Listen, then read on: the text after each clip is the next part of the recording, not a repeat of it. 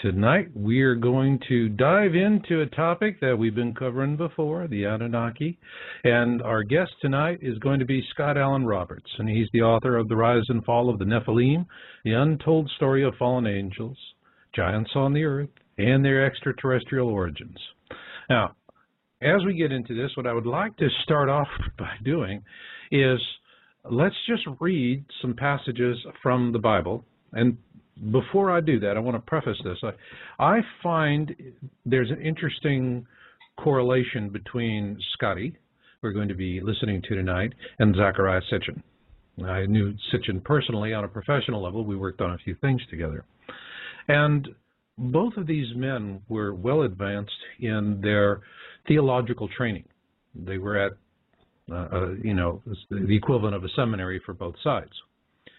And both of them hit the brick wall with their teachers and their institutions when they began asking questions about the Nephilim. It was just one of those, you don't do that kind of deals. And consequently, both of them went on a journey of exploration. Now, what really got them? All right, well, I'm going to read this to you because I think it's interesting. And frankly, I'm reading straight from the page on Wikipedia of all places.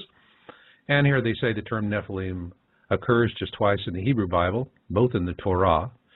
That first is Genesis 6:1-4, immediately before the story of Noah's Ark. Let me read this. When men began to increase in number on the earth, and daughters were born to them, the sons of God saw that the daughters of men were beautiful, and they married any of them they chose.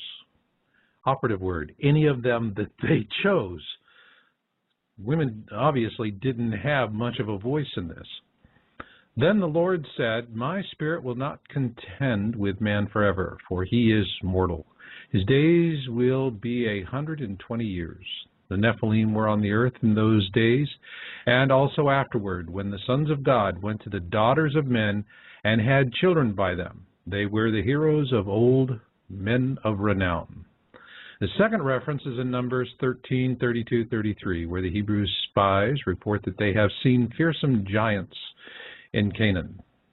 And they spread among the Israelites a bad report about the land they had explored. They said, the land we explored devours those living in it. All the people we saw there are of great size. We saw the Nephilim there. The descendants of Anak came from the Nephilim. We seemed like grasshoppers in our own eyes, and we looked the same to them. Wow. So, bottom line, the Bible's telling us that they go, yo, babe, you're mine, and that's it. I mean, it's right out of the caveman school of matrimony. Beat the woman on the head with a club, drag her into your cave, and bells will ring. All right? I'm sure you ladies out there are going, no, I don't really think that's how it works. All right. But the thing here is that when you talk about the Nephilim, you cannot help but talk about the Anunnaki, and that really brings us to the gist of what we're going to be doing here tonight, is that we're going to be talking about the Anunnaki. And a lot of folks have asked me over the years, why is it that I've really been focused on the sciences around proving the existence of Planet X, Nibiru, Destroyer, Frightener, it's got a lot of different names, and why I have sidestepped, for the most part, the issue of the Anunnaki. Well, I can tell you the principal reason was, while Sitchin was alive, I just considered it to be his pigeon. That was his ballywick, and leave him be to it.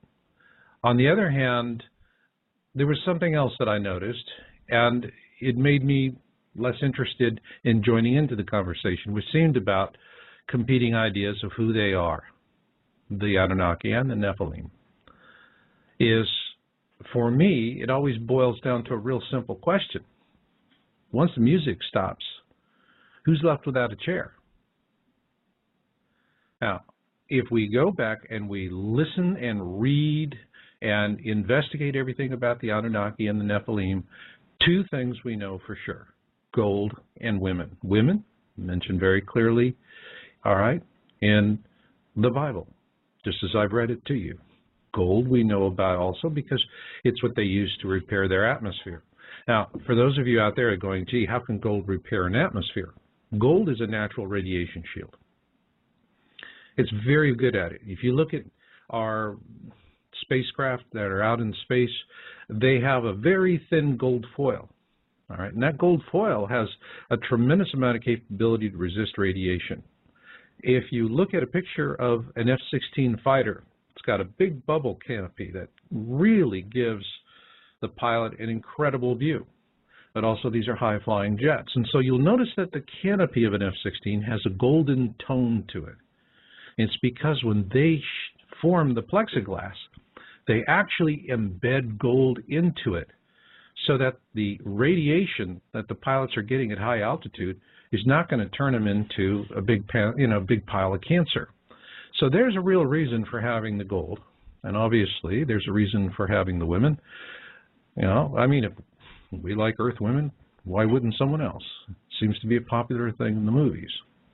And so I came across Scotty's book, and I have really been fascinated with how guys like Scotty get started, and they not only hit the brick wall inside of an institution, but then they push through that and they write a book, and they go start and talking about it, and they find an audience. It's quite an amazing thing. The curious thing for me is, why is it that even though this is mentioned directly in the Bible, in the Torah, this is a taboo topic for both Christians and Jews? Sitchin, he hit the wall with his religious training, and that's what got him going down the same route that Scotty did, and Scotty had it. Now, Scotty doesn't agree with Sitchin on quite a few things. He's got his differences. Hey, that's fine. If everyone was in lockstep, well, then we'd be looking like Nazi Germany if we were all in lockstep. And that's the beautiful thing about democracy. We can and do disagree with each other, and we agree to do it in a civil manner. So as we get into this, I want to explain to you that when I record my interviews, I do them offline because it gives me a really good chance to get into a lot of depth with my guests. There would be a lot of comments that I'm doing when we're recording the session that I take that out. It's superfluous for you. But you get everything the guest is saying, other than maybe I take out an occasional stutter. But whatever the guest is saying, it's 100%. You get all the words. Me, I trim down. That's getting progressively easier, too. But anyway, when we started recording this, and Scotty has his own radio show, both of us have professional studios, and we're very, very well adept at working with all the bandwidth issues and working with Skype and connectivity and getting a recording. And what we found was that this topic, which is really going to be talking about women and gold, seemed to have drawn the ire of someone, and we were getting hammered again and again and again, 5 times, actually 6 times during the recording session, that we were being disconnected, not only on Skype, but then we tried doing it on landline phones, AT&T, good old POTS, plain old telephone system. We were getting slammed there. And so it was Scotty's idea to just, hey, this is weird stuff. It doesn't happen to him. It happens to me. But he said, hey, let's incorporate it into the show. So now when you hear this dial tone, I'll play this for you. All right. When you hear that in the recording, I'm actually putting that in so that you can tell when the show's been interrupted. Doing Skype, we don't have the dial tone issue. So with that, I am going to get right into it. And I see that there's a great active group out there in the virtual chat room. Oh, yeah, I can't wait to get in there and mix it up with y'all in the chat room. So in the meantime, hey, let's get go. Rise and fall of the Nephilim. Scott, welcome aboard. Thanks for having me, Marshall. Good to be here.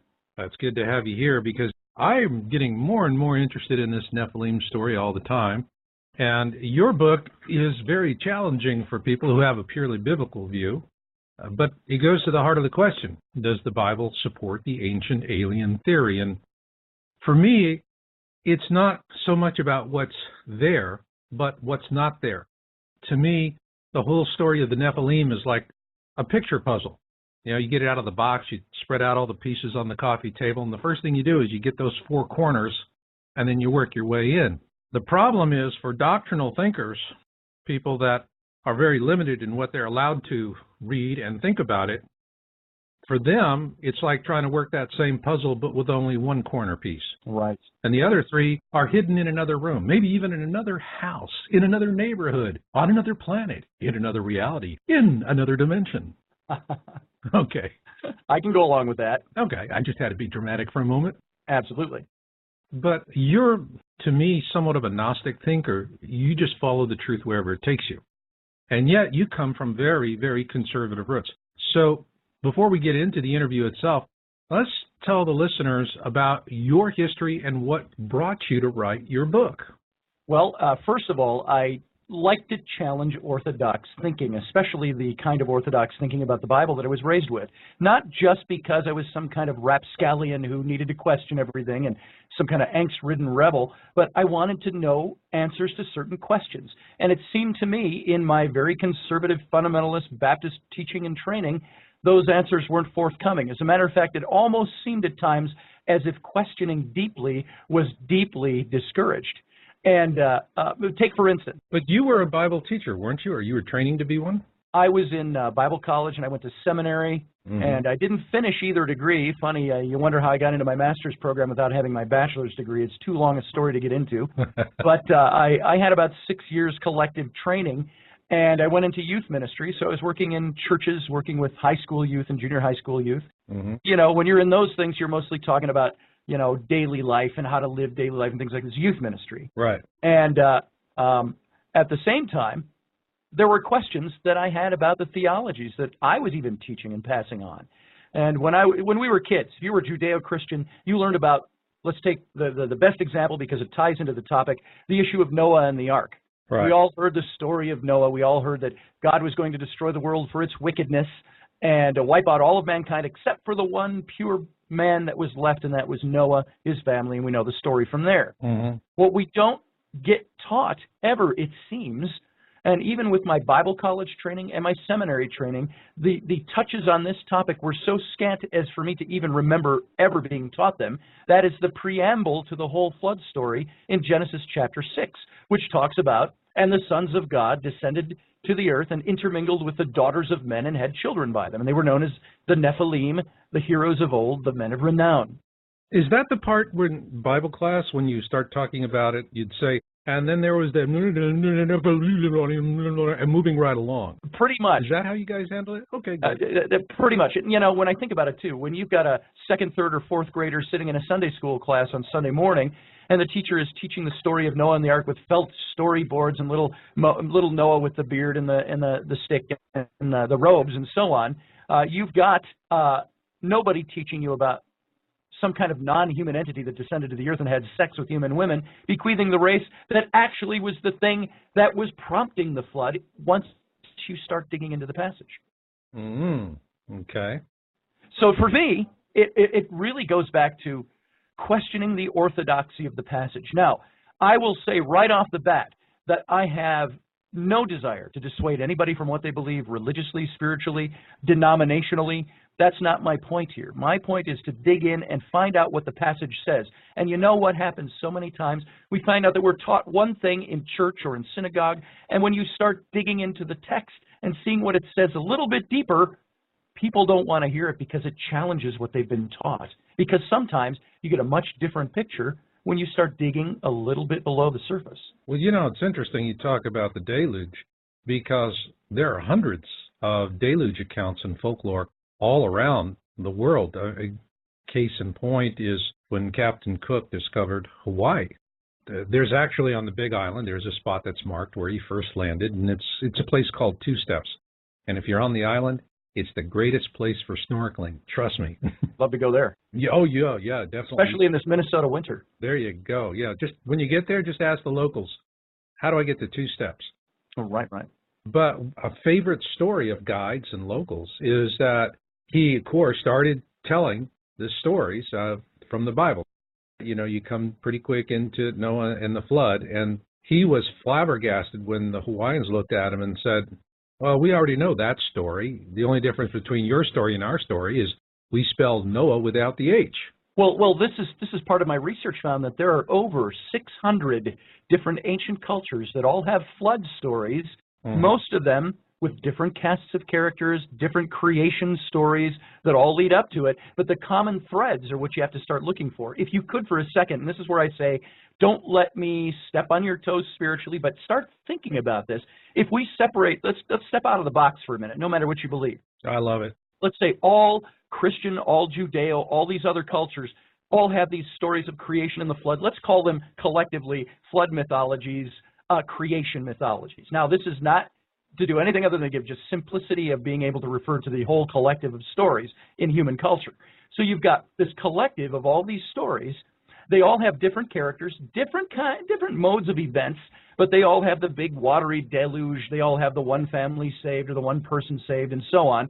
But common to most of these stories, even though the names differ, the events differ, almost all the stories have some sort of non-human or spirit being that intermingles with human women and creates a race of beings bequeathed with human women, and that there is some deity or some superior power of some kind that gets really annoyed by this, and then I'm saying that lightly, and the result is the destruction of everything as a result of this act that was just the wrong thing to have done on this planet. And so what you find when you step out of the pictures, you go, wait, if there's all these different cultures that all have these different stories, 600 plus of them out there, dating back thousands of years, what do you do with that? You say, well, the first thing I can note is it probably was one of two things. It was either some ancient religious council where they all got together from all these different countries.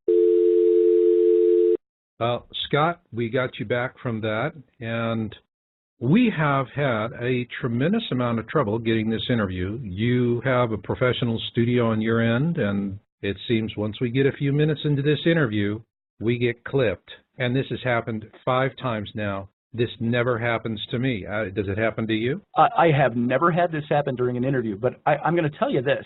I remember while I was writing this book, I'm digging into things. I dig into not just the old stories, but I dig into demonology a bit with this. I dig into non-human entities versus angels. And something I found, I commented to somebody during the writing of this. I felt so exhausted at one point with thinking through some of these things that I said, it seems to me, I said, I don't want to over-spiritualize things. I'm a fairly pragmatic kind of guy, but I feel like there's some kind of spiritual attack going on. And, if you will, when we talk about these things and say, I believe that this and this and this happened, then something weird happens in life. It's almost like if we don't believe that there is some connectivity, it's almost like we're saying, well, I don't believe anything supernatural could have happened back then either. It's something fantastical. There are huge events that happen to human history, and this is what this book is all about. I'm just approaching it from the theological standpoint, but there is definitely, I feel, resistance. Well, in all of the times we've had these interruptions, about the point where you get to, I guess I could call it Earth Girls Are Easy. Extraterrestrials mating with women. And by the way, Scotty, I anticipate we're going to continue having some more of this interference as we're going on. Maybe so. So for my listeners out there, if this interview gets these jumpy spots, it's because Scotty and I have just said, you know what, illegitimi non corvundum. Don't let the bastards grind you down. There it is. So we're going to explore Earth Girls Are Easy and anything else we're going to talk about. And if it takes us 59 gazillion segment interviews that we've got to string together like pearls, I'm more than happy to do it. Fantastic. Me too. All right. Arr. Now I'm really curious to find out why somebody doesn't want us to have this conversation. Right.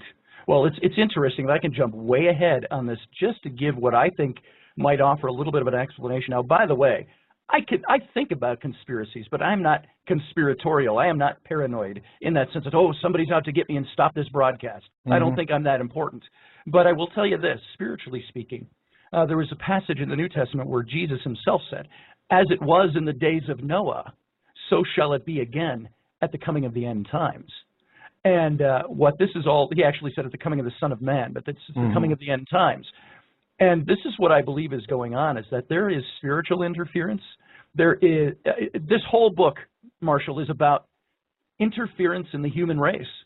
whether it be, and it's one coin with two different sides.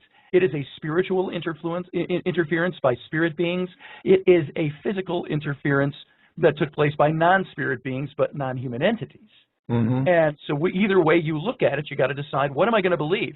And this gets back to your original question of me, is what got me thinking along these lines is that I had all this training in school, Bible school, seminary, I was in ministry, and I had questions that were unanswerable. It seemed within the context and the framework of my denomination, if I asked certain questions, I would get told the same answer with a couple of different aspects of it.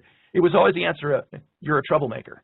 And it was either, it was a very seriously cast charge at me, you're making trouble here, so shut up. Or it was a seminary professor with kind of a wink and a nudge, you know what I mean, kind of, you're a troublemaker, and that wink and a nudge meant, and we both know there is more to this text than our systematic theology tells us. Well, welcome to the Yeshua School of Open Dialogue. Look what he went through. He was up against the status quo. They didn't like that. Absolutely. So anybody that's up against status quo today, I think you're walking closer to Yeshua, at least what he had to go through. Well, I would hope so. Yeah, I mean, it's the only thing that makes sense. Well, there are times with this book I have come out of this saying, I said it rather flippantly and tongue-in-cheek. I said, when I finished the book, I said, wow, I'm going to be criticized and hated by Christians, Jews, scientists, ancient alienists, skeptics, and everything in between alike. And I said that rather tongue-in-cheek because every one of them is going to come up and say, well, why didn't you talk about this? Or how could you present God in that way? Or, hey, you omitted this fact or that fact. There's going to be all kinds of criticism about this because, you know what, my book, I like to call it Nephilim light, because if were I to write the exhaustive concordance on this thing, it would be 10 volumes. So I also like to say, I'm just adding another apple to the apple cart. And somebody out there listening to this might have another apple to add to that cart. This is my take on certain theologies. I'm writing it from within that theological context, and at the same time, I think offering up a few things that are different, even though the story of the Nephilim is not new. You know, Zecharia Sitchin obviously talks about the Nephilim and the Sumerians at great length, but I really want to stay outside of the Sitchin view of this and really focus more here in terms of the biblical interpretation of what's going on. What I get from your book is that if you are willing to be a heretic, yeah, we're back, and what I'd like for you to do in the this sub-segment of a sub-segment is let's talk about real quickly what you came across in terms of the Council of Nicaea and how that changed the history of the Nephilim, the current prohibition against extra-biblical works that you discussed earlier, and also a bias against what people call the Jewish stuff.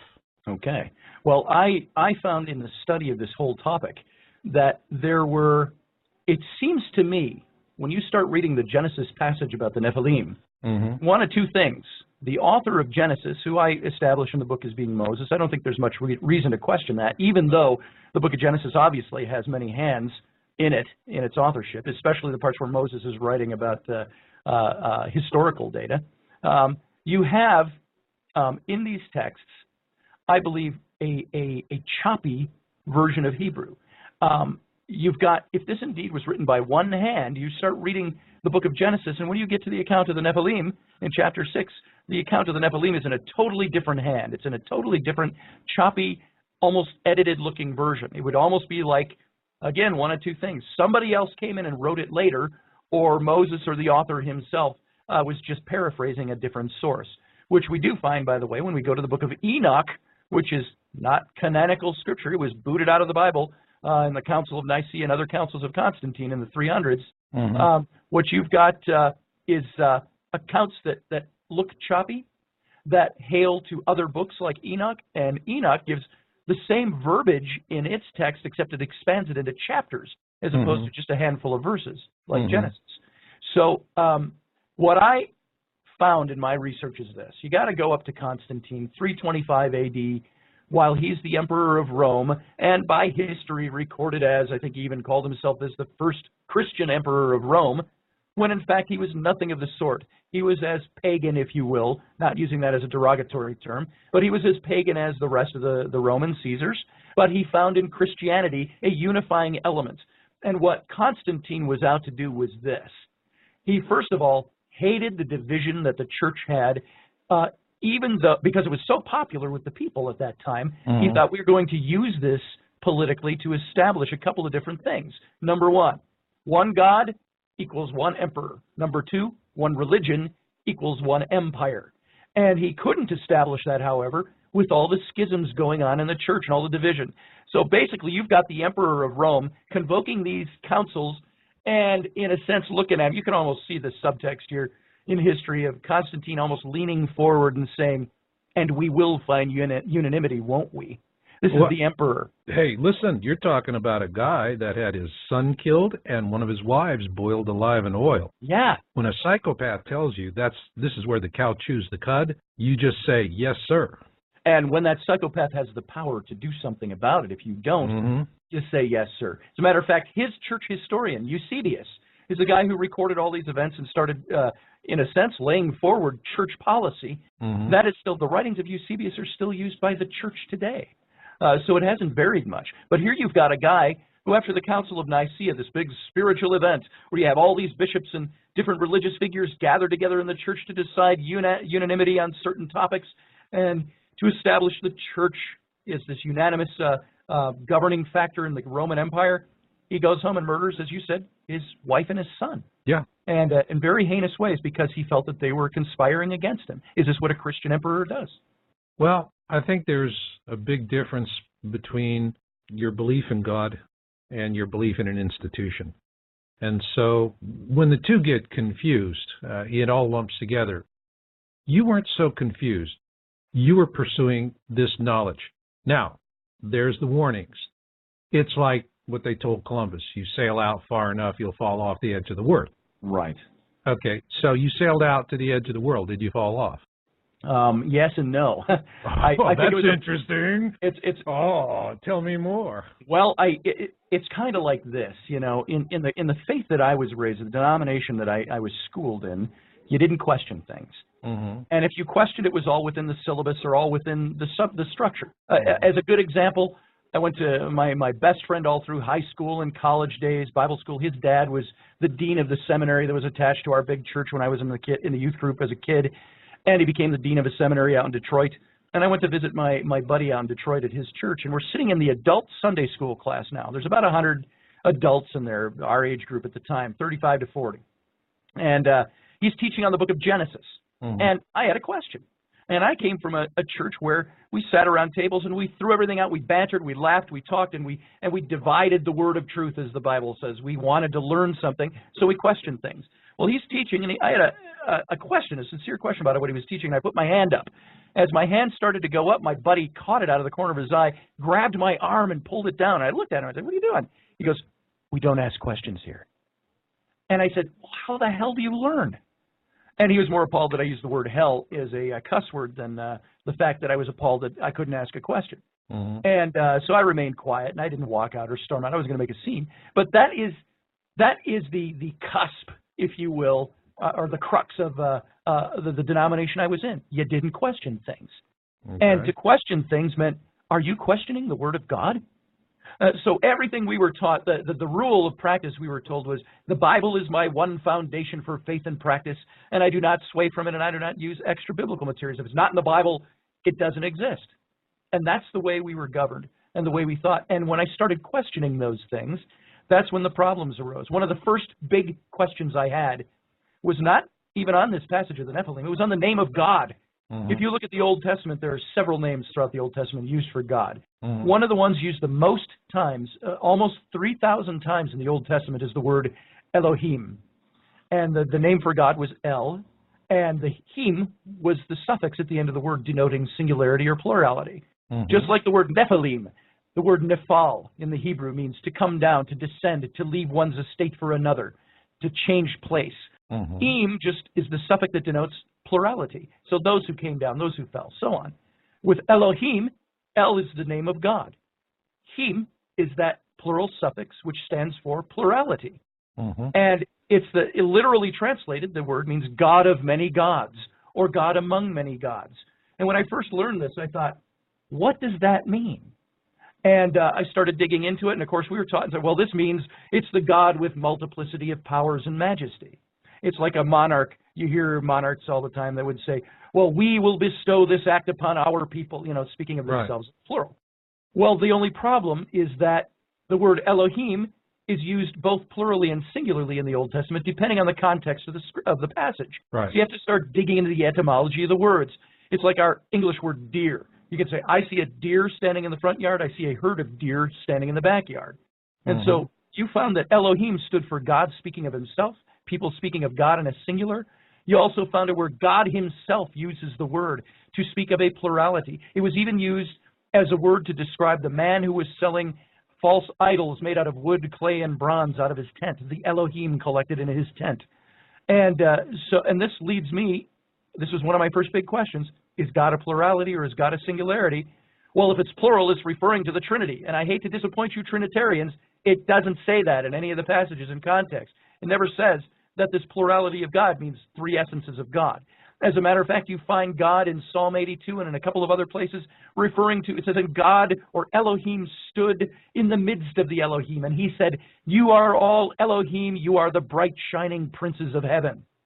It's a plurality he's speaking to, the divine council in that context, which comes into a description of the Nephilim later on as we get there. So I started questioning things by some very simple things. What does this word mean? Why does God speak of himself in the plural? Why is it even in the English in the book of Genesis, like the fall of Adam and Eve? It says, and God was speaking and he said, they have eaten of the tree of the knowledge of good and evil. Let's us not let them eat of the tree of life, lest they become like us, like gods. So that was one of my first big questions. All right, hold that thought. Let's come back for the second segment, and let's really then dive into the big question.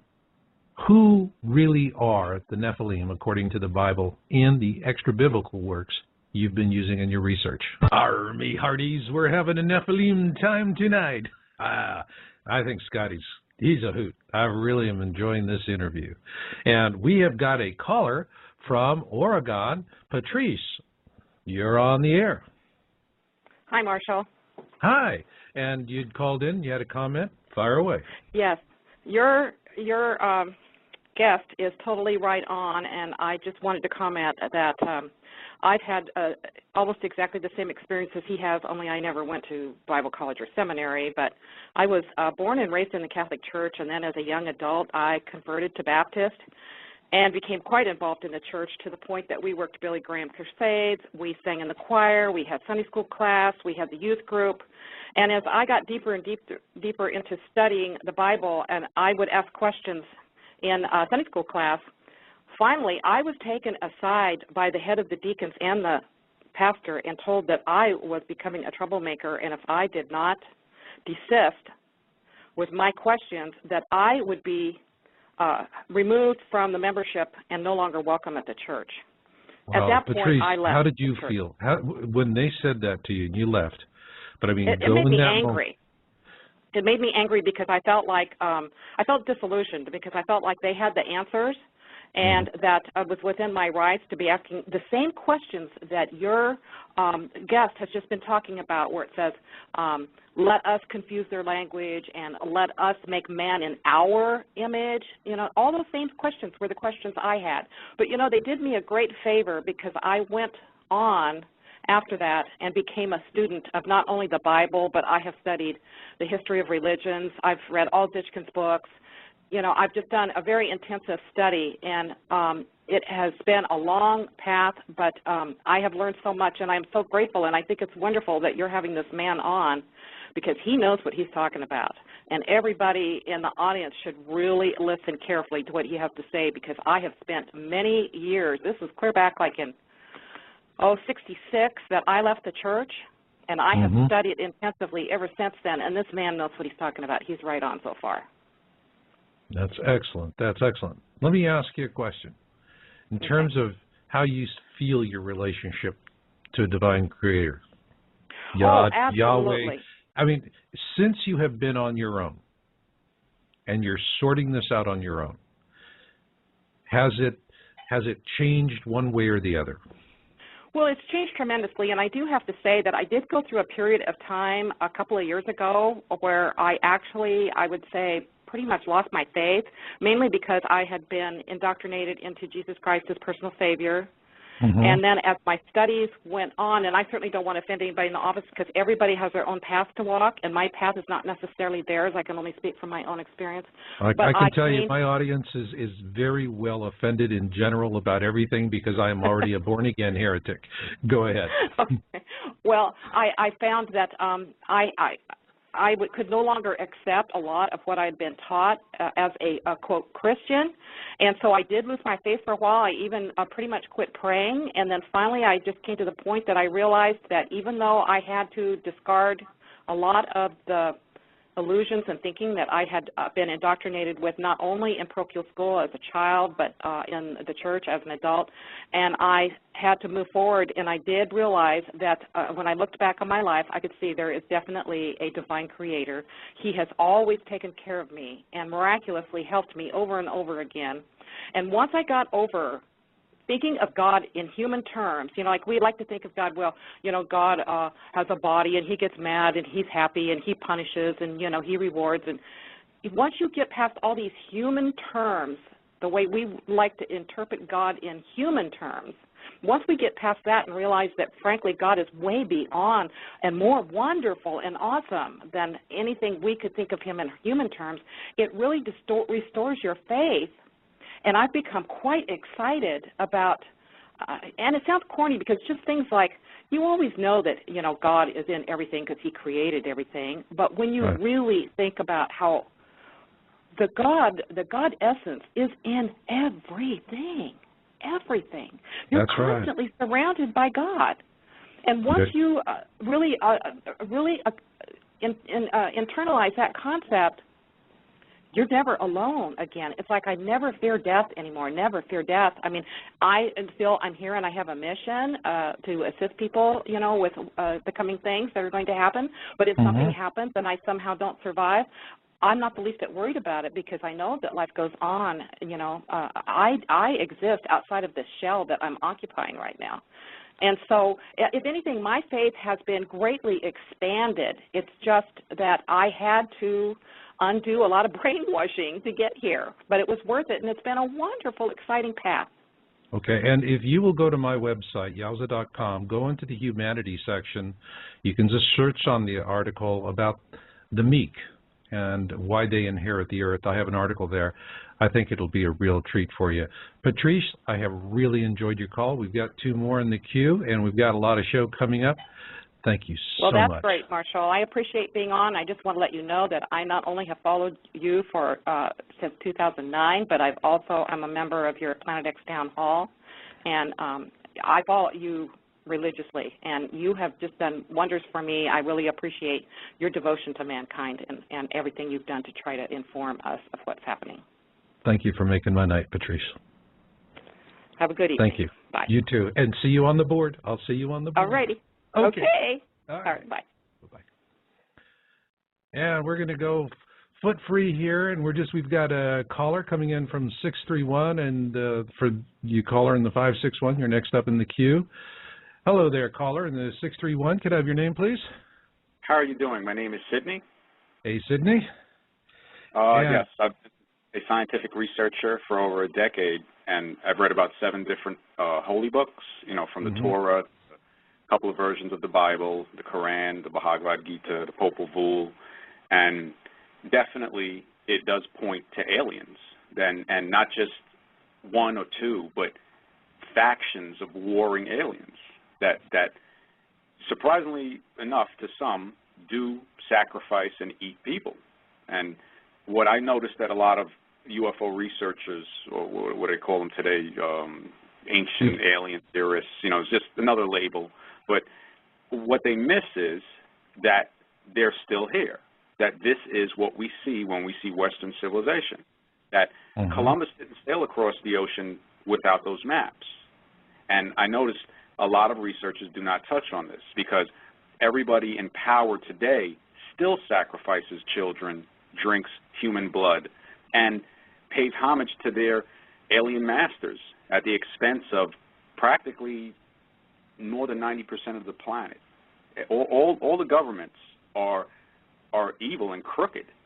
And I noticed that David Icke and a couple other researchers that I've spoken with personally, he's probably the only one that really came up with a realistic theory of the fact that they can control a certain type of people easier than others. So those, they were the ones that they sent over about 5 centuries ago, and now we see the entire rape of the planet from those same 5 to 7 different countries that come from Western Asia, which, you know, has been retermed Europe. And, you know, it's just, I tell people in my teachings, the only thing that separates Europe from Asia is a lie. It's the same continent. So they must make sure that we stay divided. And this is why everything today is basically based on racism. Some people will say, oh, well, you know, you're harping on that too much. But I said, well, if we look at it with an open mind, look at the evidence, we can see that humanity is divided. There's an invisible caste system put upon the planet, and no researchers I've seen, alien researchers, talk about this. Mormons, you know, look at what the Mormons say. You know, honestly, you know, you didn't fight with God, you were cursed with brown skin. So I said, okay, let me look at this scientifically. If a being was to curse someone, Sydney, with our show's tight tonight, so you're going to have to get to it real quick here, because I got a lot of show to do tonight, and I have only 2 hours to do it. So give me that point. Okay, the point is, in the Book of Mormon and in the Talmud and other books, the mark of Cain, which Westerners try to affiliate with dark skin, doesn't make sense. It would make more sense to make the person burn in the sun as a punishment, because dark skin actually isn't a punishment. We don't see people with brown skin getting burned. So it is kind of reversed, and we need to realize that everybody in these religious factions, Muslim, Jewish, Christian, they are all with the agenda of the aliens of giving children to them, giving women to them. Aha, you and I are on the same frequency here, because that's really getting to it. And Sydney, I'd love to go on longer, but we've got a ton of show to do, and just hang with me and enjoy the show. I've got one more caller in the queue, and we got to get to the second segment. But you nailed it right on the spot. Thanks. All right. Caller in the 561, can I have your name, please?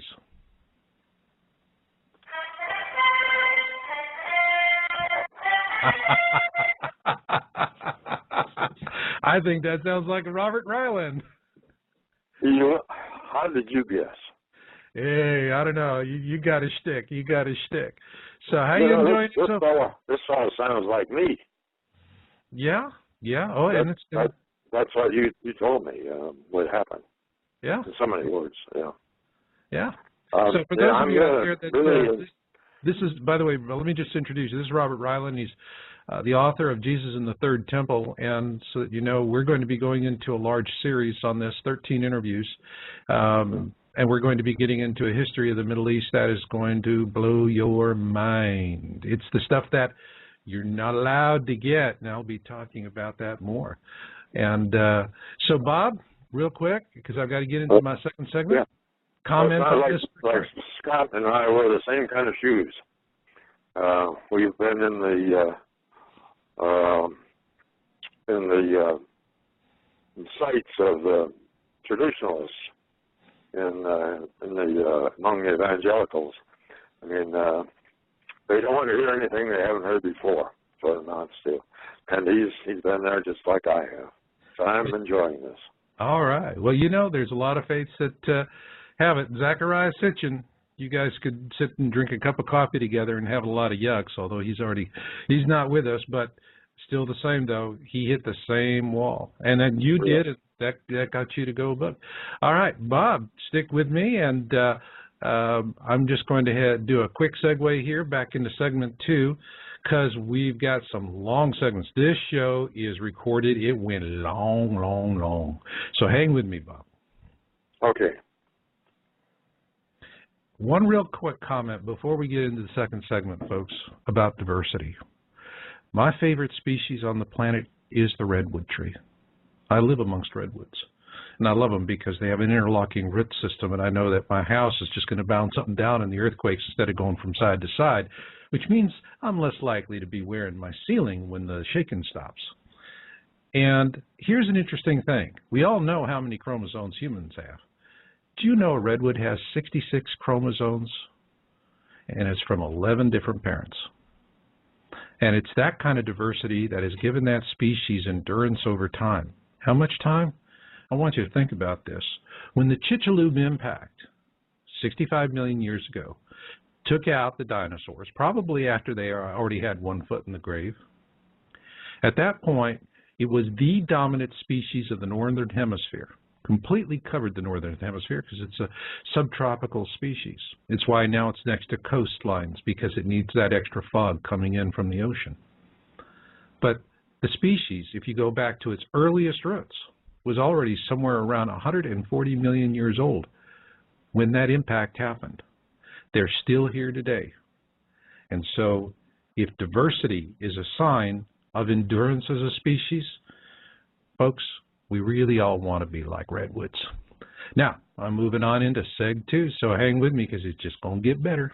I often say to folks when they tell me about how they're now seeing all of these things, tell me, was coming into awareness for you like being slapped in the face with a dead salmon and there you were, spitting scales and wondering how you got there?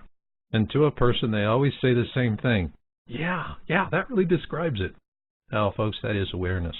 And there's no comfortable way to deal with it.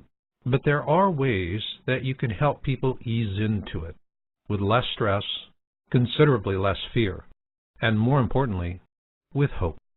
That was one of the reasons why I produced my video, The 5 Stages of Catastrophism. And that is really based on what I had written about in my book, Indigo ET Connection, many years ago. And with ET Connection, what I'm talking about is the role indigo children will play in contact with extraterrestrial races during the coming tribulation, because this is a consistent drumbeat theme. We're going to be making contact.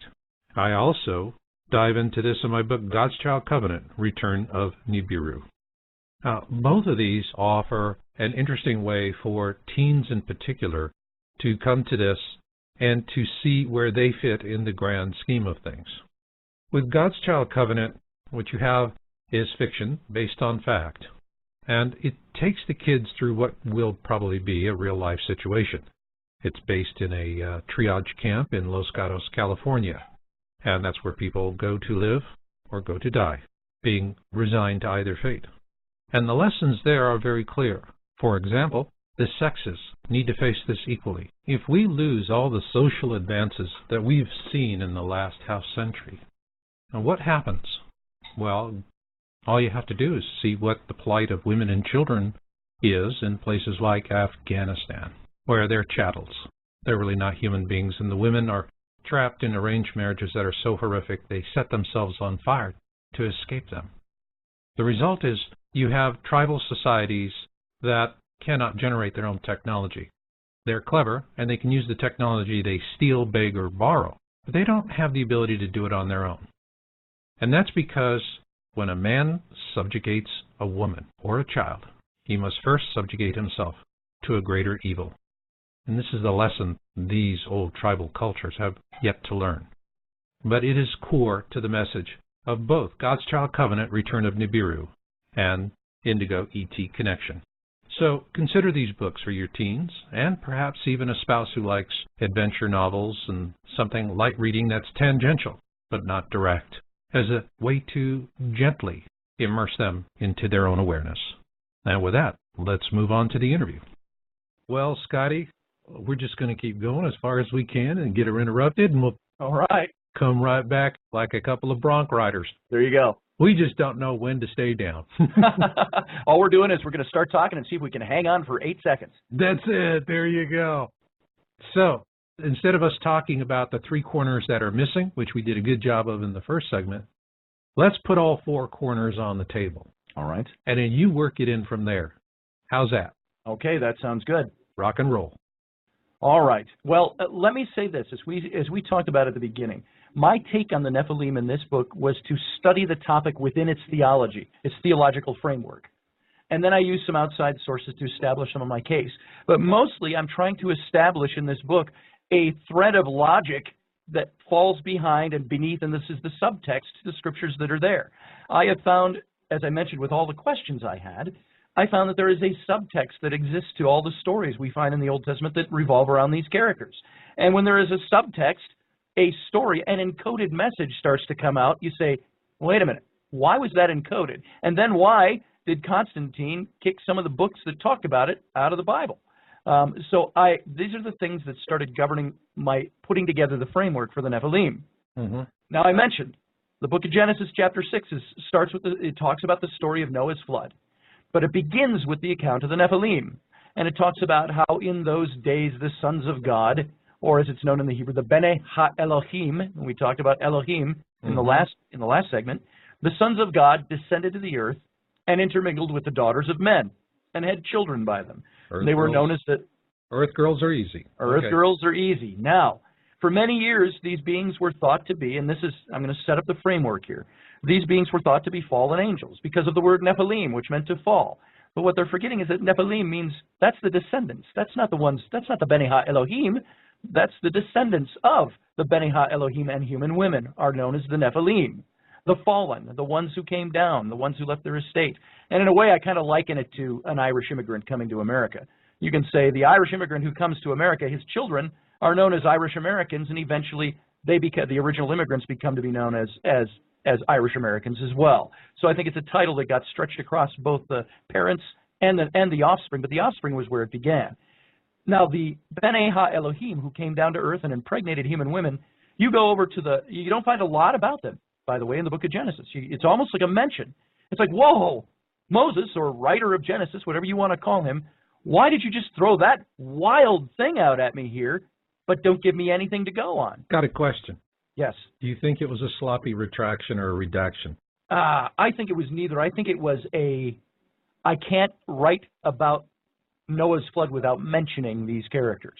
Mm-hmm. And therefore, I'm just going to mention it later. You look at how Moses handled writing. The whole situation in Egypt, he never mentions who was who. He doesn't mention the dating system of the day. He doesn't mention anything. He just have Pharaoh's daughter, this guy, that guy, so on and so forth. It's interesting. I have a point on that because we published a book, the Colburn Bible, and it has the Egyptian accounts of Exodus. And what is consistent is not only did the Hebrews not name names in terms of the royal family, neither did the Egyptians. I think it was one of those tacit understandings. We all know. We're not going to talk about it. We all know this happened. Wink, wink, nudge, nudge. Let's move on. Right. Yeah. So I think what you have in the story of the Nephilim is Moses making mention. But you know what that also establishes? What? And I don't want to rabbit trail too much here, but in my book I take a whole chapter and devote it to Moses, the dating of Moses, mm-hmm. who he would have been in the Pharaoh's court, who were the people around him, and so on. Mm-hmm. I titled that chapter, The Pharaoh God of Israel. Mm-hmm. And the reason I think this is Moses, at the time that he fled Egypt, he was 40 years old.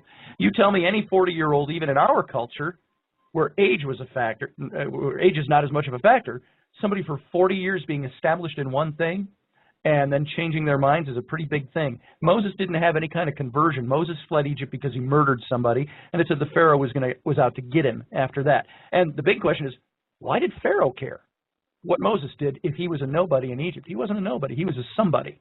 And so what happened there, you've got Moses, when the Bible says he identified himself with his people, I think the book of Hebrews in the New Testament extrapolates faith and applies it to Moses. I don't think Moses did any of those acts by faith. I think they are called acts of faith afterwards. Moses was an Egyptian pure and through.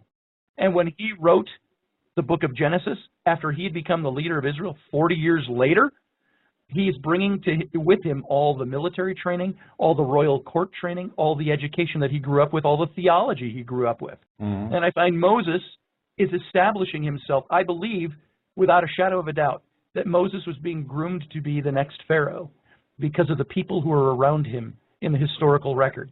And you got to fill in some gaps. I realize there's some speculation involved, but I believe I know exactly who he was and when he was. And if this is the person he was as he was living in Egypt, he would have grown up with the stories of the Ogdod, the creation myths of the Egyptians. And you see the Ogdod philosophies, if you will, theologies, sewn and intricately patterned in and throughout Hebrew tradition as Moses established it. Mm-hmm. Just as Paul established first century Christianity, Moses established Old Testament Hebrew or Jewish religion. Mm-hmm. So you've got Moses now who wrote about this stuff, and he wrote about it for a certain reason, and he omitted things for a certain reason. And I want to just say one thing about Moses, then I'll move on, because we're not talking about Moses per se in this whole interview. But there's an interesting thing he writes about. When they're wandering in the wilderness, the Israelites, and they set up camp while they're during that 40 years, it says that God's Shekinah, or the presence of God, would descend on Moses' tent, and he would talk to, and remember, Moses is writing this, and Moses would talk to God face to face as a man talked to his friend. Now you go 9 verses later in the same exact chapter, and Moses is laying down the law from God, and no man can see God's face and live. What was Moses establishing there? Was he establishing, I'm more than a man? What was the sin that he committed that, according to whoever picked up the pen after he passed away and finished his book, what was the sin he committed that God didn't allow him to go into the promised land? He equated himself with God. So what was Moses falling back on? His education in the royal courts of Egypt, being groomed as a pharaoh. And what was the pharaoh? The pharaoh was the pharaoh god of Egypt. And Moses, I think, was establishing himself as the pharaoh god of Israel. And this all ties into why he wrote the things the way he did, and why he talked about the Nephilim and their intermingling with the children of men the way that he did. And even in his passage, there's something very interesting here. When we learned about the Noah and the Ark story, we always learned that Noah was the man who was chosen. Why? Because he was the only righteous man left in his family. And so God chose him.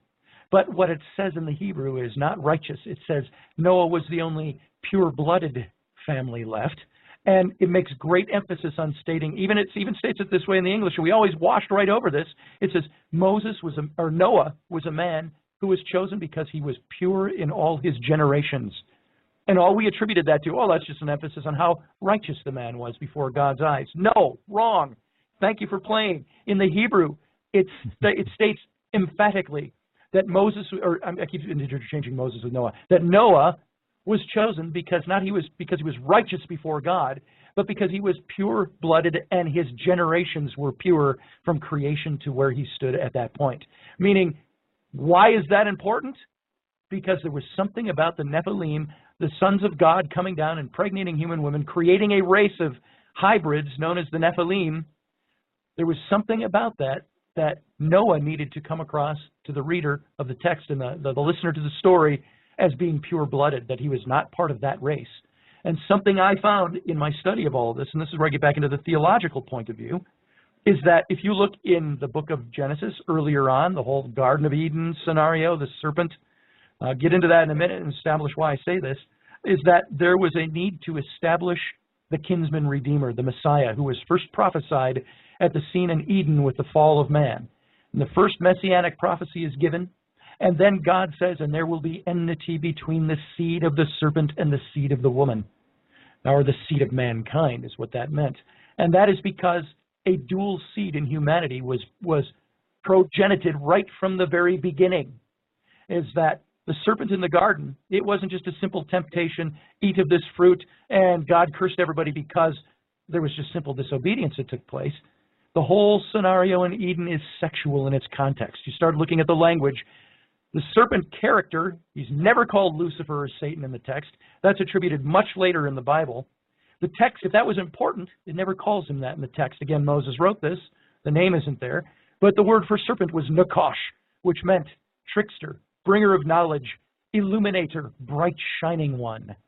This is the one who I believe all the verbs that you find, which are neutral verbs in the Hebrew, but the offering of the fruit, the taking of the fruit, the eating, the giving to Adam, it's subtexted, hidden and coded language for the sexual sin, that Eve was impregnated by the serpent and also impregnated by Adam. She bore twins, which is very relevant when you look at all the other creation mythologies that are out there that speak of multiple births in the first family. And she bore these twins, Cain and Abel. One of them was of the seed of the serpent, Nakosh, and the other was of the seed of Adam. And it was very important that if the Messiah, who under the Jewish, or at least at that time, Hebrew understanding of the word, and still today, Messiah meant kinsman redeemer, a redeemer that would come from one of us. He could not be bequeathed from the line of Cain because Cain was of the impure mixed blood of Nakosh and the woman. He had to come from the line of Abel.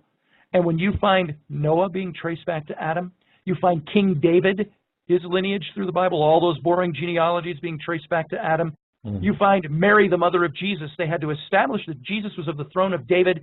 So they trace her lineage back to King David and then back to Adam.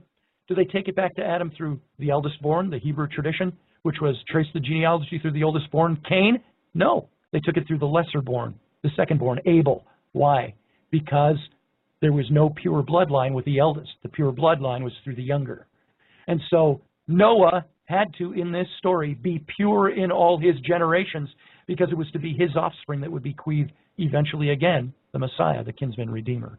Okay. Now, I jumped all over the place. Yeah, you did, but I mean, I'm seeing a pattern here that really comes in this intermingling of species. You know, you stop and think about it, you know, it takes you back to Nazi Germany, and Sure does. they had all of these charts and measurement tools and how to define who is a pure Aryan and who is not.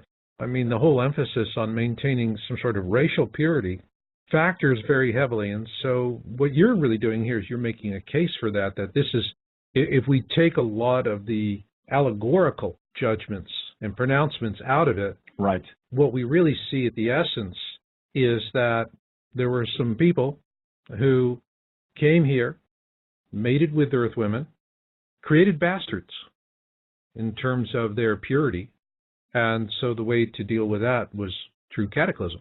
Right. And I think you could boil it down to two words: race interrupted. There is some interruption. If you look and stay within the theology of the Old Testament, you can see where they're taking that. You step outside the box of that theology where I say, push it all aside a second and call it all the collective mythologies. You also find that all these races had the same stories. When they talked about the flood, they all had the preamble of spirit beings or non-human entities intermingling with human women and a deity being pissed off because of that. And then you also have in the creation mythologies some kind of trickster character, some kind of illuminator that came in and impregnated either the woman of the creation pair or one of the daughters of them.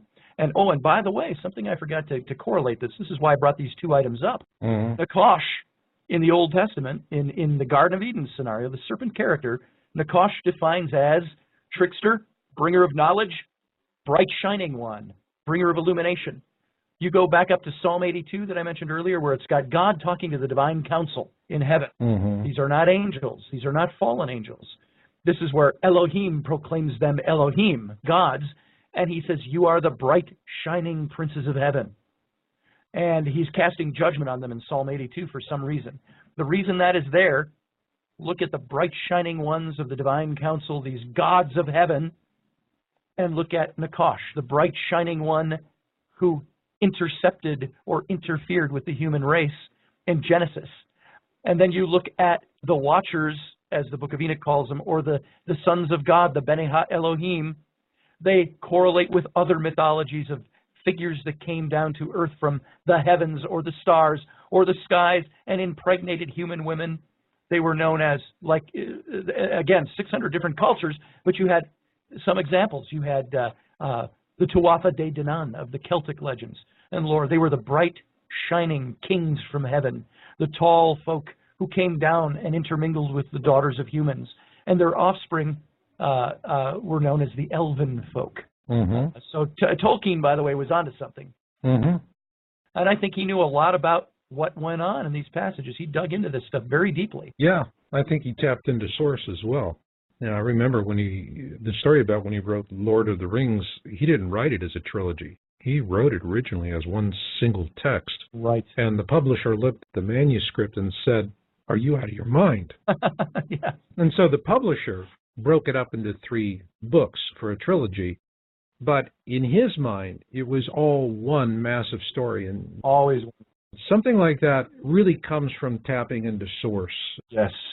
Finding access to information that's not normally there. Now I'm talking as an author, and I write both fiction and nonfiction. But to have something like that, you have to have a vision of a story that big. And right. That's a tough thing. You really got to be good. You got to either do a lot of research or you got to be tapped into it. So when we come back in the next segment, what I'd like to do is finish up what we're talking about here, but I want to get into how this research has changed your worldview. Okay. How you feel your relationship with God has changed as a result of this, whether it's diminished or enhanced or is basically the same. And then, moving forward, what is the significance of this given our current situation? At the last break, I really enjoyed the calls, Patrice in Oregon, and Bob and Sydney. And for me, this is all a journey for truth and for answers. And frankly, folks, who am I to say whether my answers are better than your answers? No doubt they're going to be different in some respects, and in others they're going to be a lot alike. But I'll tell you what I'm about is I want you to know you're not alone. There's others out there who see things the way you do, and you're feeling the same frustration. And so, to Patrice and all of my folks out there on Planet X Town Hall, I want to share my most favorite music, and I want you to think about the lyrics of this song. Think about these lyrics, because when we come back for part 3, it's going to really be powerful. Strength. But what also gives me more strength are you folks out there that you're going it, you're doing it, you're marching to the beat of a different drummer. You got the guts to stand alone in your knowing if that's what it takes. And you're good people, you're kind, and you're compassionate. And I love you. I really, really do. And with that, we are going into segment 3. And this one is a long segment. That's why I've been pushing the show a little bit tonight. But it's going to knock the ball out of the park. A little bit about organized suppression by means of disinformation and propaganda, of knowledge that every man, woman, and child on the planet should have full and unfettered access to. And I'm talking about what is happening to our Earth, what is happening to us, and our future in terms of making contact with other races. A term I often hear used to disparage people in the mainstream who simply are not going to pay attention to any of the things that are important to you and to me is that, well, they're sheeple, they're stupid. I don't see them that way. I see them as the largest collection of victims in the history of humankind. And they're not going to fare well, because all you have to do is look at films like 2012. If you watch 2012 the first time, yes, there's the visual Hollywood-esque eye candy with buildings falling and Los Angeles sinking into the sea. But if you watch the film a couple of more times after that, what you find is the director, Emmerich, really tells you exactly how things are. And I found that to be really, really cogent. Because what the elites understand is that there's not enough resources to save some 7 billion people. Maybe a small fraction of that, but not much more. And so when you look at the movie 2012, what do you see? In events leading up to it, there is an outright suppression of the knowledge. Then you have the media in denial about the early harbinger events. And consequently, what happens is that when the event happens, it happens suddenly.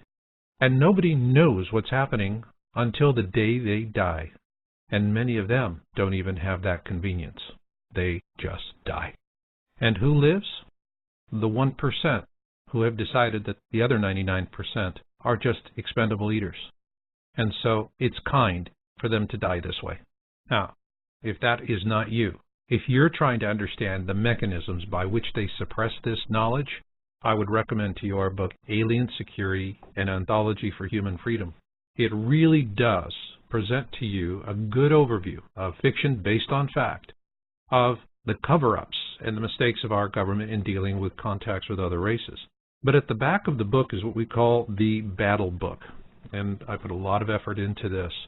And it will show you how subtle, how powerful, and how pervasive the disinformation and propaganda of the elites to keep us into the dark really is. But you're not helpless. You can do something about it. And that's the whole point of Alien Security. So if you really want to understand the mechanisms of forced ignorance, get this book, read it, and particularly read the battle book at the back. And with that, let's move on to our interview. Well, back for the third segment. And Scotty, coming out of the second segment, these guys come out of space, they look at Earth girls, and they go, wow, they are so boppable. How you doing? How you doing? Hey, baby, what sign are you born under? Keep off the grass. Yeah. And by the way, they would answer, what's a sign? And that was one of the things that the Watchers did. They taught the forbidden knowledges. Yeah, there it is.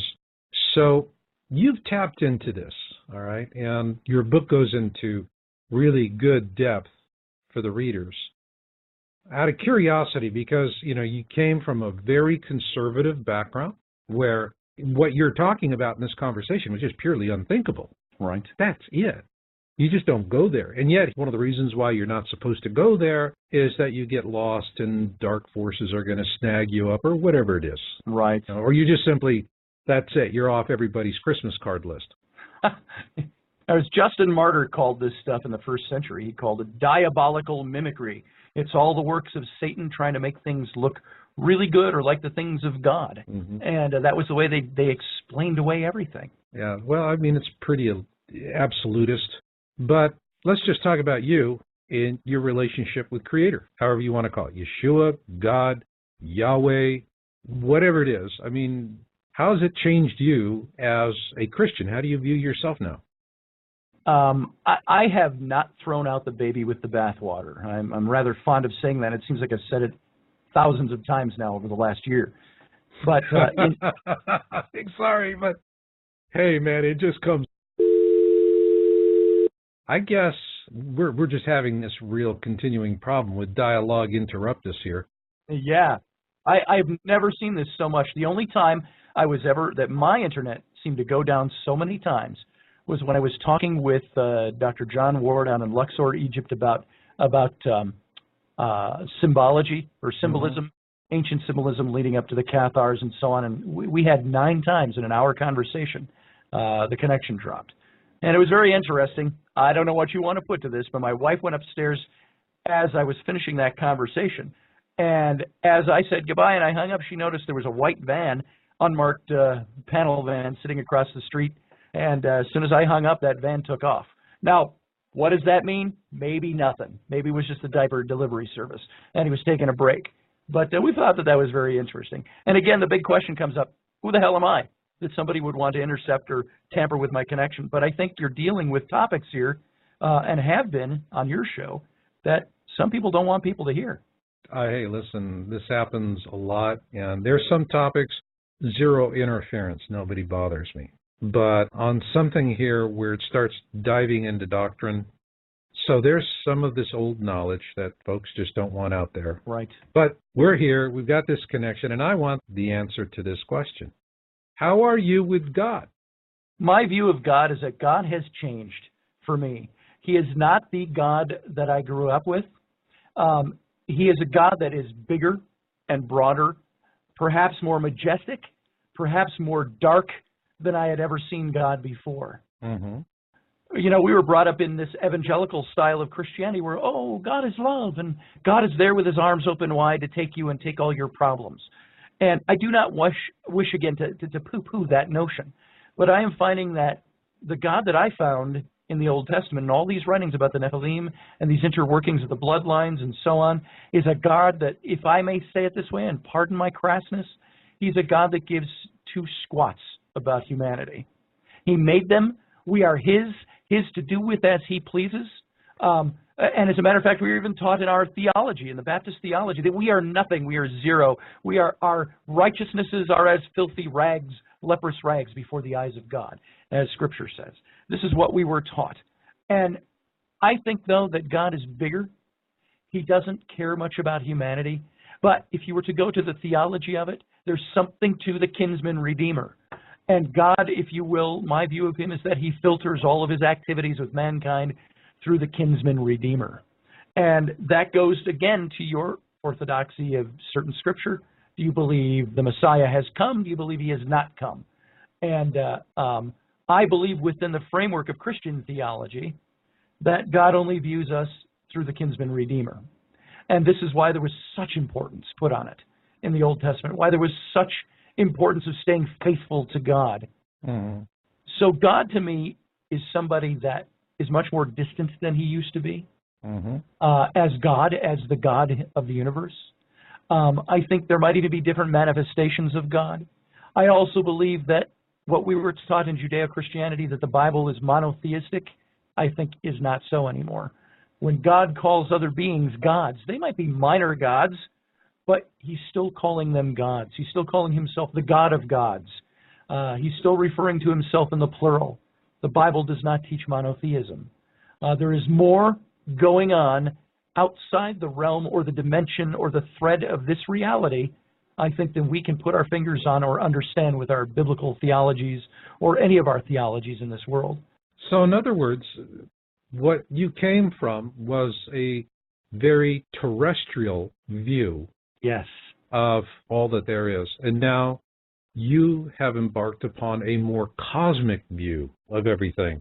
But is this more cosmic view more or less comforting in comparison to the terrestrial view of the doctrinal and dogma approach?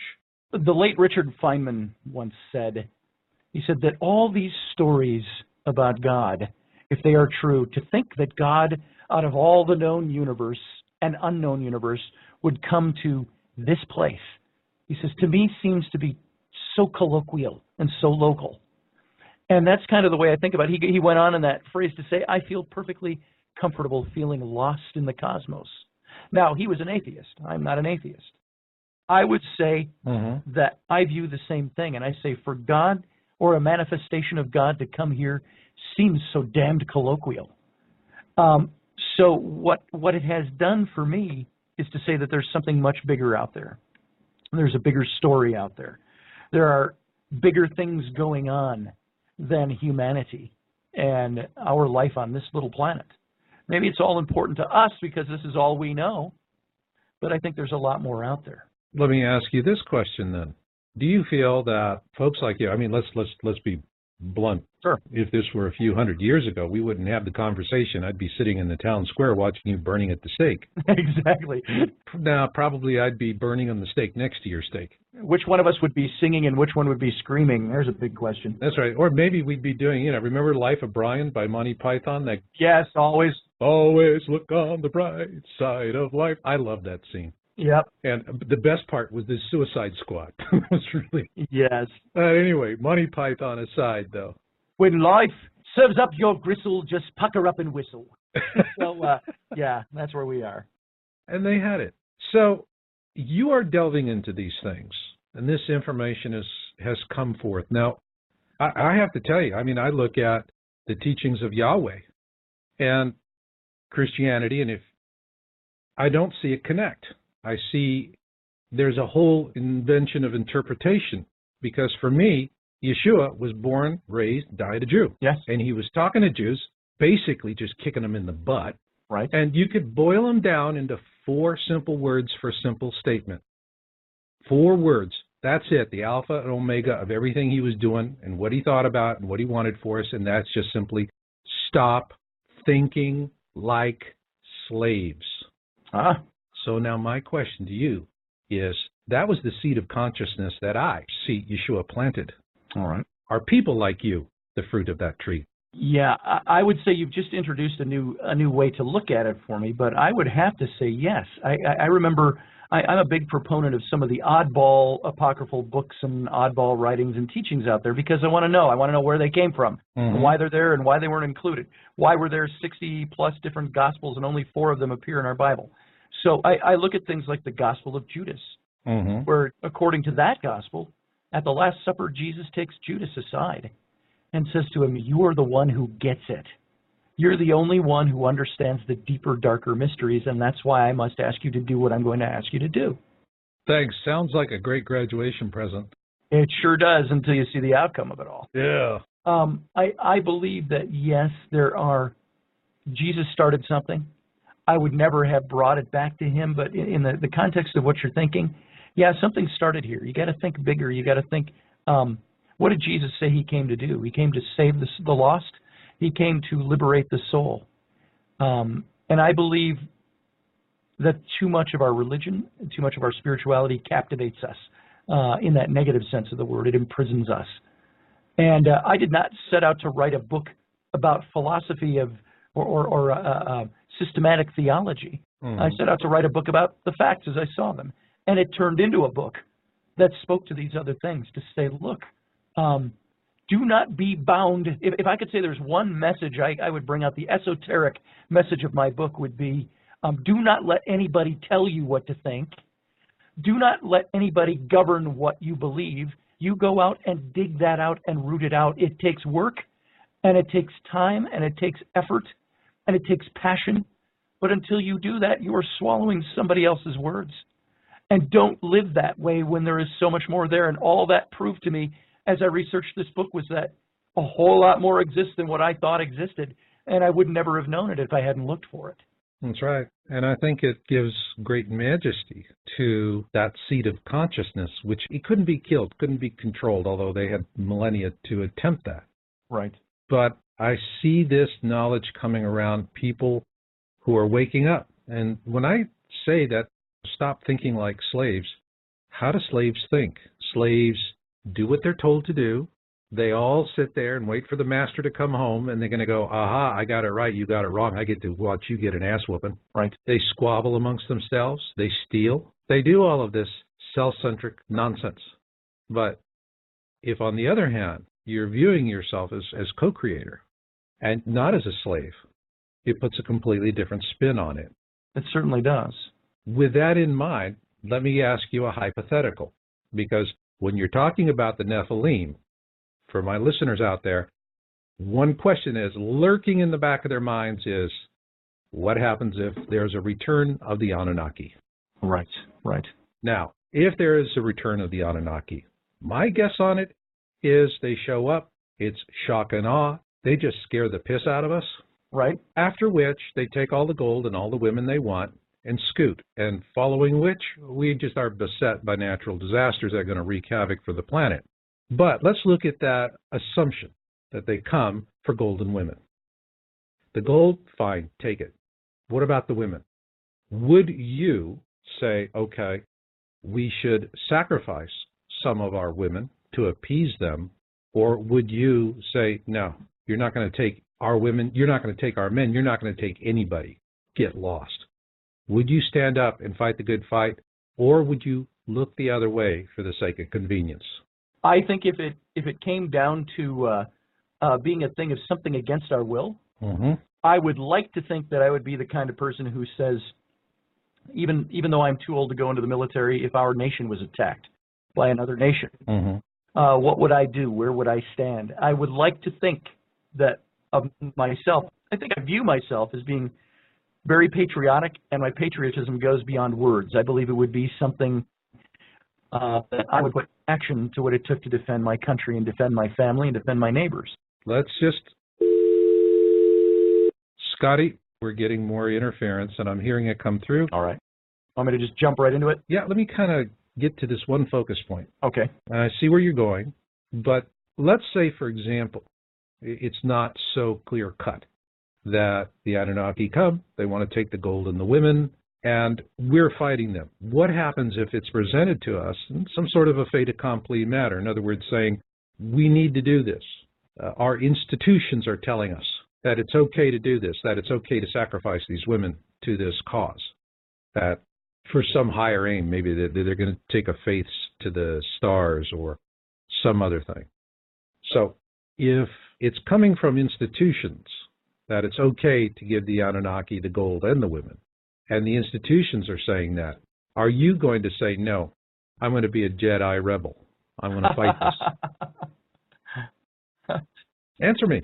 Well, let me think about that for a second. I would say, first of all, I love playing in hypotheticals, and I love playing with fictional stories. I love that kind of stuff, in addition to the research I did. So I would say it's so hypothetical, I got to wrap my mind around it for a second.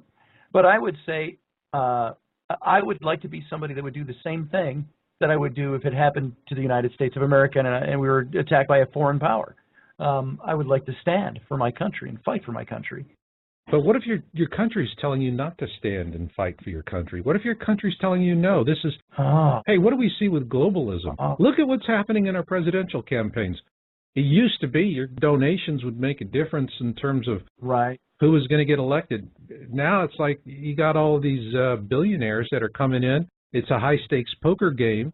Politics now reminds me of Las Vegas. You know, you got those baccarat rooms with the guys wearing the tuxedos. You know you're not going to walk in there with flip-flops and get serious attention. Right. Okay?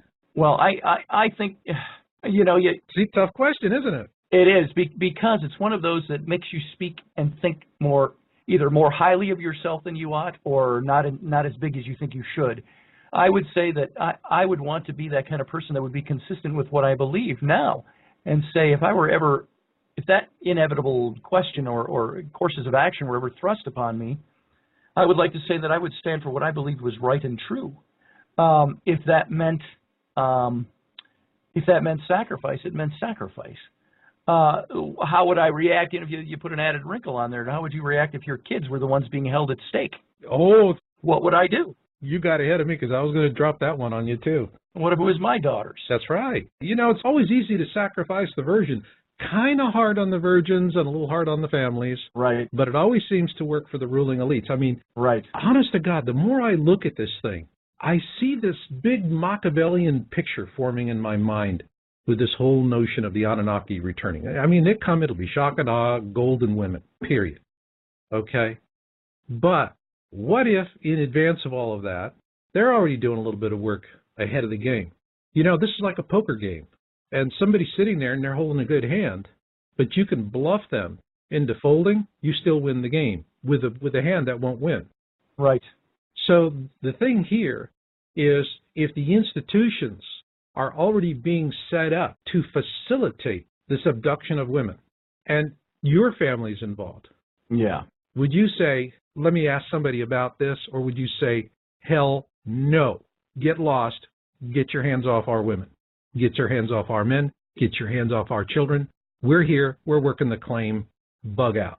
Well, what did one famous man in our own American history say? He said, shall peace be sacrificed at the price of chains and slavery? He said, forbid it, Almighty God.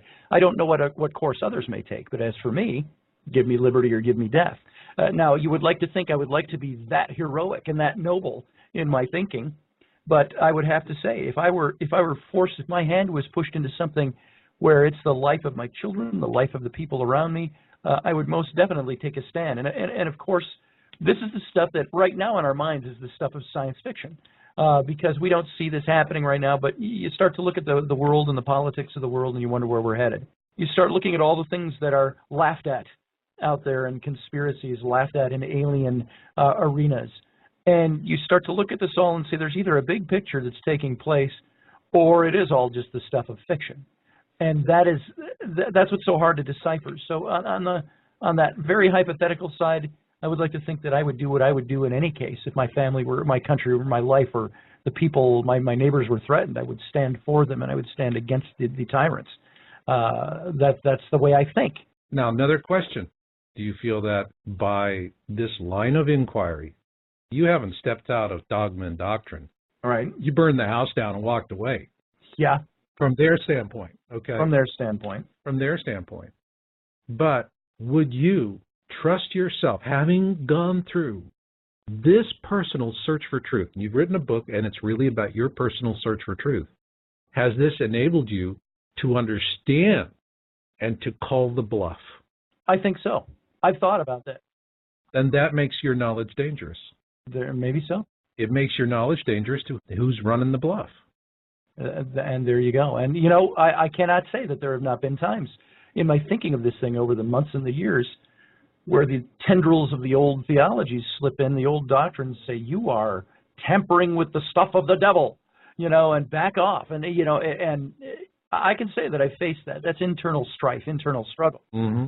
It's saying I've hit kind of a new paradigm in the things that I'm thinking, and it's either there's something to it or there's nothing to it. It's flip side of a coin. I am either a reprobate, a heretic, and a backslider, or I've stumbled upon something that's new, but it's nothing new because it comes right out of the old. Mm. I don't incorporate a lot of imagination into this. That's why I took great pains theologically to stay within the theological substructure, because I did not want to wander out of that and say, I've made up this thing I think about God, and therefore I'm going to believe that. Now, and I think, by the way, that is one of the big dangers we all have, I think theologically, is saying, I think this way or I feel this way. Nothing wrong with those things until you have no basis in it or no basis for what you believe anymore. And so I say, if you're going to feel something or believe something, know what the hell you feel and what the hell you believe and why you believe those things. And if you're going to stray from something that may have been the norm, Know why you believe that.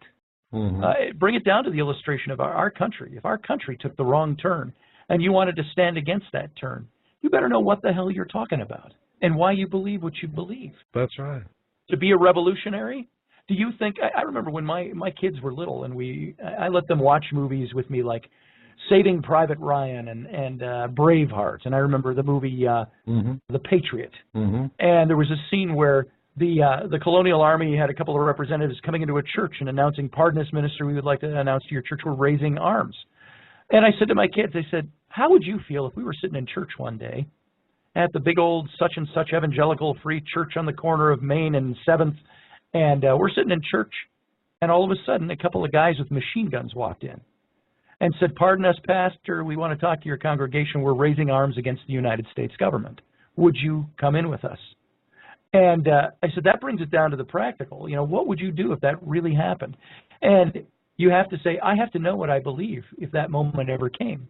Same thing with all of this stuff about doctrine versus spirituality versus theology. You got to know what you believe.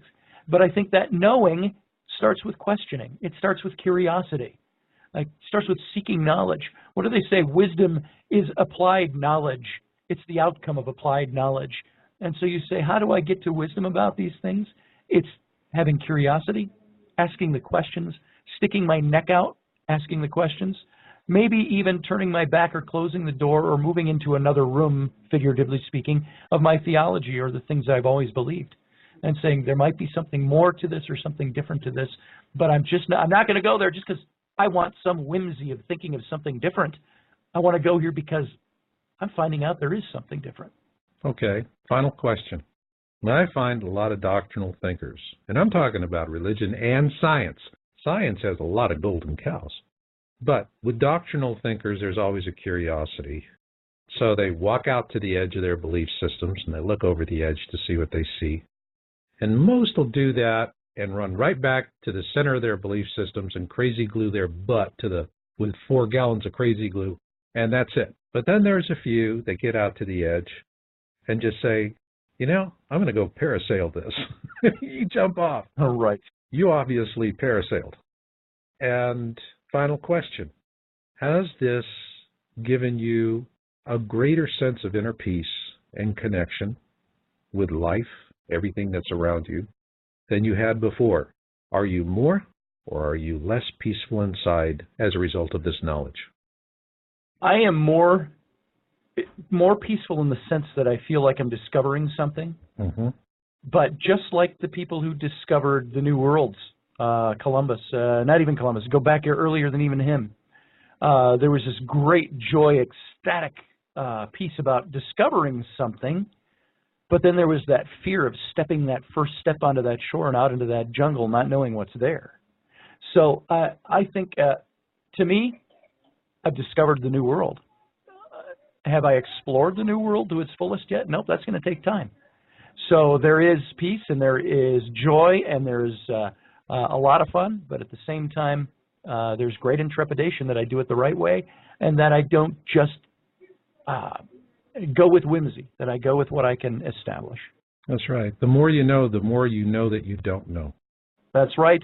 That's a saying we've had for a long time around here. The more I know, the more I don't know, fill in the blank. I think the best way to explain who and what is an independent thinking researcher is just ask them, and the answer is always going to be the same. How come I always keep feeling like I'm the last guy to know? Yeah. I think that's part of discovery, you know.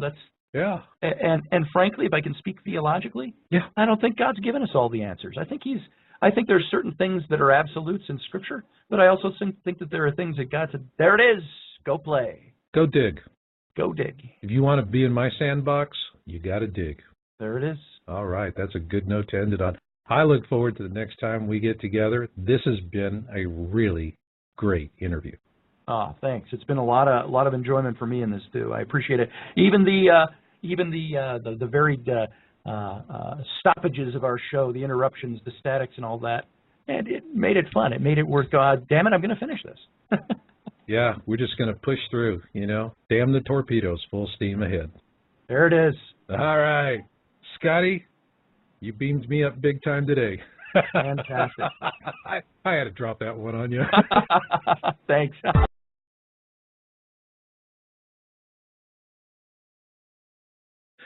Tonight we're going to dive into a topic that we've been covering before, the Anunnaki. And our guest tonight is going to be Scott Allen Roberts, and he's the author of The Rise and Fall of the Nephilim, The Untold Story of Fallen Angels, Giants on the Earth, and Their Extraterrestrial Origins. Now, as we get into this, what I would like to start off by doing is let's just read some passages from the Bible. And before I do that, I want to preface this. I find there's an interesting correlation between Scotty, we're going to be listening to tonight, and Zecharia Sitchin. I knew Sitchin personally on a professional level. We worked on a few things together. And both of these men were well advanced in their theological training. They were at, the equivalent of a seminary for both sides. And both of them hit the brick wall with their teachers and their institutions when they began asking questions about the Nephilim. It was just one of those, you don't do that kind of deals. And consequently, both of them went on a journey of exploration. Now, what really got them?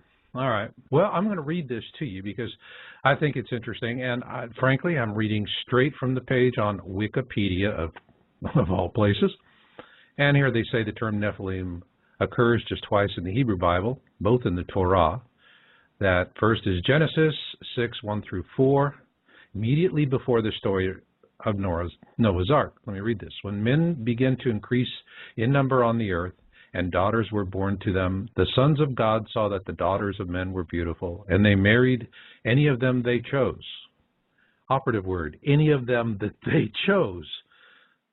Women obviously didn't have much of a voice in this. Then the Lord said, my spirit will not contend with man forever, for he is mortal. His days will be 120 years. The Nephilim were on the earth in those days, and also afterward, when the sons of God went to the daughters of men and had children by them. They were the heroes of old, men of renown. The second reference is in Numbers 13, 32, 33, where the Hebrew spies report that they have seen fearsome giants in Canaan.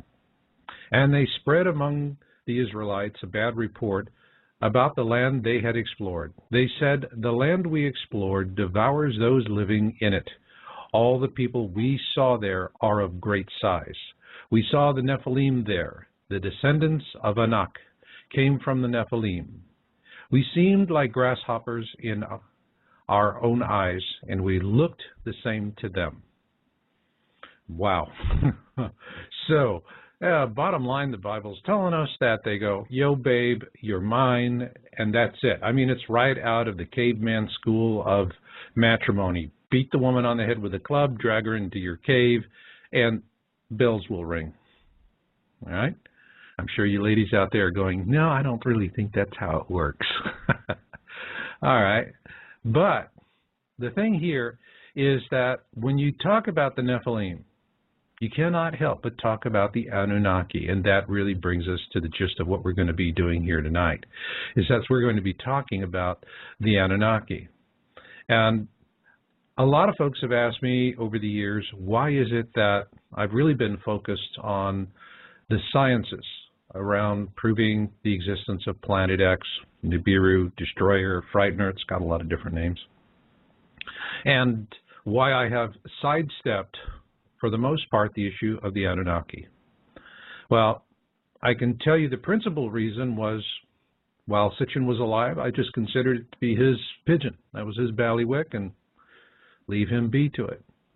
On the other hand, there was something else that I noticed, and it made me less interested in joining into the conversation, which seemed about competing ideas of who they are, the Anunnaki and the Nephilim. Is, for me, it always boils down to a real simple question. Once the music stops, who's left without a chair? Now, if we go back and we listen and read and investigate everything about the Anunnaki and the Nephilim, two things we know for sure. gold, and women. Women, mentioned very clearly, all right, in the Bible, just as I've read it to you. Gold we know about also because it's what they use to repair their atmosphere. Now, for those of you out there going, gee, how can gold repair an atmosphere? Gold is a natural radiation shield. It's very good at it. If you look at our spacecraft that are out in space, they have a very thin gold foil. All right, and that gold foil has a tremendous amount of capability to resist radiation. If you look at a picture of an F-16 fighter, it's got a big bubble canopy that really gives the pilot an incredible view. But also these are high-flying jets. And so you'll notice that the canopy of an F-16 has a golden tone to it. It's because when they form the plexiglass, they actually embed gold into it so that the radiation that the pilots are getting at high altitude is not going to turn them into a big pile of cancer. So there's a real reason for having the gold, and obviously there's a reason for having the women. You know, I mean, if we like Earth women, why wouldn't someone else? It seems to be a popular thing in the movies. And so I came across Scotty's book, and I have really been fascinated with how guys like Scotty get started, and they not only hit the brick wall inside of an institution, but then they push through that and they write a book and they go start and talking about it and they find an audience. It's quite an amazing thing. The curious thing for me is, why is it that even though this is mentioned directly in the Bible, in the Torah, this is a taboo topic for both Christians and Jews? Sitchin, you know, he hit the wall with his religious training, and that's what got him going down the same route that Scotty did, and Scotty had it. Now, Scotty doesn't agree with Sitchin on quite a few things. He's got his differences. Hey, that's fine. You know, if everyone was in lockstep, well, then we'd be looking like Nazi Germany if we were all in lockstep. And that's the beautiful thing about democracy. We can and do disagree with each other, and we agree to do it in a civil manner. So as we get into this, I want to explain to you that when I record my interviews, I do them offline because it gives me a really good chance to get into a lot of depth with my guests. There'll be a lot of comments that I'm doing when we're recording the session that I take that out. It's superfluous for you. But you get everything the guest is saying, other than maybe I take out an occasional stutter. But whatever the guest is saying, it's 100%. You get all the words. Me, I trim down. That's getting progressively easier, too. But anyway, when we started recording this, and Scotty has his own radio show, both of us have professional studios, and we're very, very well adept at working with all the bandwidth issues and working with Skype and connectivity and getting a recording. And what we found was that this topic, which is really going to be talking about women and gold, seemed to have drawn the ire of someone, and we were getting hammered again and again and again, 5 times, actually 6 times during the recording session, that we were being disconnected, not only on Skype, but then we tried doing it on landline phones, AT&T, good old POTS, you know, plain old telephone system. We were getting slammed there. And so it was Scotty's idea to just, hey, you know, this is weird stuff. It doesn't happen to him. It happens to me. But he said, hey, let's incorporate it into the show. So now when you hear this dial tone, I'll play this for you. All right. When you hear that in the recording, I'm actually putting that in so that you can tell when the show's been interrupted. Doing Skype, we don't have the dial tone issue. So with that, I am going to get right into it, and I see that there's a great active group out there in the virtual chat room. Oh, yeah, I can't wait to get in there and mix it up with y'all in the chat room. So in the meantime, hey, let's get go. Rise and fall of the Nephilim. Scott, welcome aboard. Thanks for having me, Marshall. Good to be here. It's good to have you here because I'm getting more and more interested in this Nephilim story all the time. And your book is very challenging for people who have a purely biblical view, but it goes to the heart of the question. Does the Bible support the ancient alien theory? And For me, it's not so much about what's there, but what's not there. To me, the whole story of the Nephilim is like a picture puzzle. You know, you get it out of the box, you spread out all the pieces on the coffee table, and the first thing you do is you get those four corners, and then you work your way in. The problem is for doctrinal thinkers, people that are very limited in what they're allowed to read and think about it, for them, it's like trying to work that same puzzle, but with only one corner piece. Right. And the other three are hidden in another room, maybe even in another house, in another neighborhood, on another planet, in another reality, in another dimension. Okay. I can go along with that. Okay. I just had to be dramatic for a moment. Absolutely. But you're, to me, somewhat of a Gnostic thinker. You just follow the truth wherever it takes you. And yet you come from very, very conservative roots. So before we get into the interview itself, let's tell the listeners about your history and what brought you to write your book. Well, first of all, I like to challenge orthodox thinking, especially the kind of orthodox thinking about the Bible that I was raised with. Not just because I was some kind of rapscallion who needed to question everything and some kind of angst-ridden rebel, but I wanted to know answers to certain questions. And it seemed to me, in my very conservative fundamentalist Baptist teaching and training, those answers weren't forthcoming. As a matter of fact, it almost seemed at times as if questioning deeply was deeply discouraged.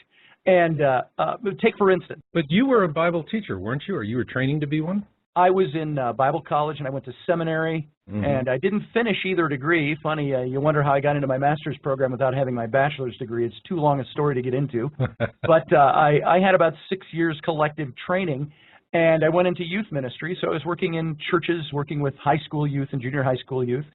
You know, when you're in those things, you're mostly talking about, you know, daily life and how to live daily life and things like this, youth ministry. Right. And at the same time, there were questions that I had about the theologies that I was even teaching and passing on.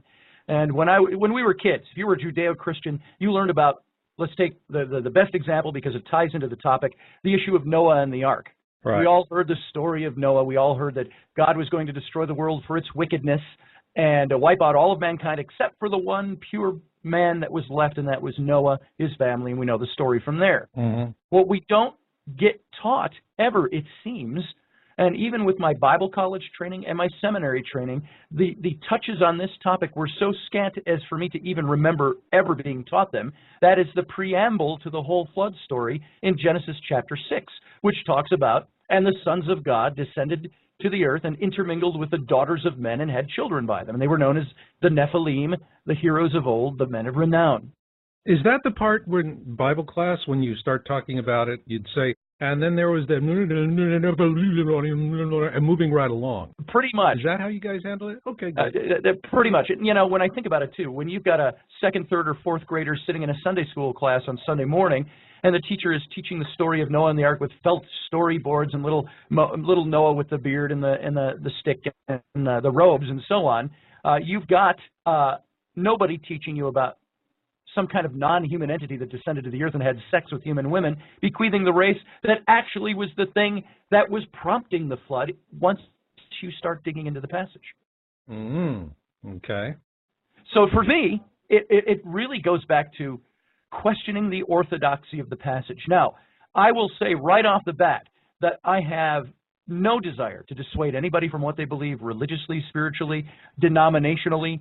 That's not my point here. My point is to dig in and find out what the passage says.